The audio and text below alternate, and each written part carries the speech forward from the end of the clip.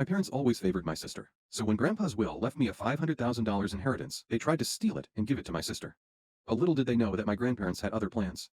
At 28 TM come from a family with a long and complicated history of favoritism. My parents, especially my dad, have always favored my younger sister Amy, 25 F over me. This favoritism started when we were kids and only got worse as we grew up. From my earliest memories, Amy was always the golden child.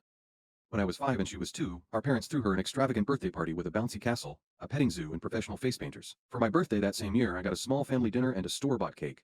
This set the tone for years to come. As we grew older, the disparities became more apparent. Amy always got the newest toys, the best clothes, and the most attention. I remember when I was 10, I saved up my allowance for months to buy a new bike. When Amy saw it, she threw a tantrum because she wanted one too.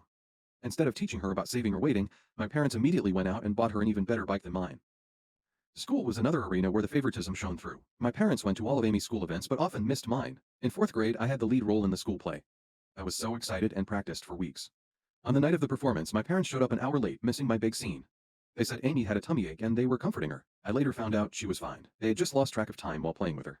When it came to academics, nothing I did ever seemed good enough. In middle school, I consistently got straight A's, joined the math club, and even won a regional science fair.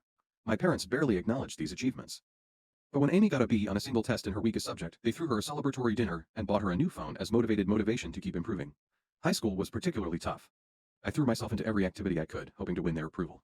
I was captain of the debate team, editor of the school newspaper, and maintained a 4.0 GPA.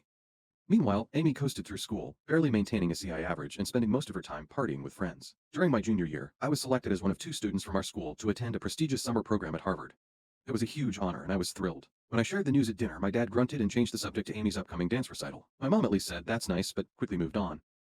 The night of Amy's recital, which fell on the same day I was leaving for Harvard, my parents couldn't drive me to the airport because they didn't want to miss Amy's performance. I had to ask a friend's parents for a ride. The college application process was another painful experience. I spent months perfecting my essays, participating in extracurriculars, and studying for the SATs. I was accepted into several top-tier universities and received a substantial scholarship to my dream school.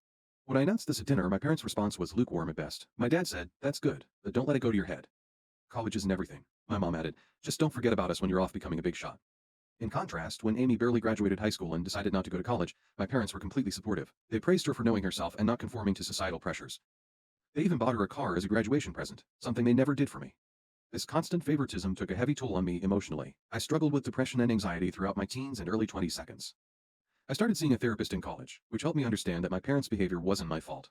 It took years of work to build my self-esteem and learn to validate myself instead of seeking approval from my parents.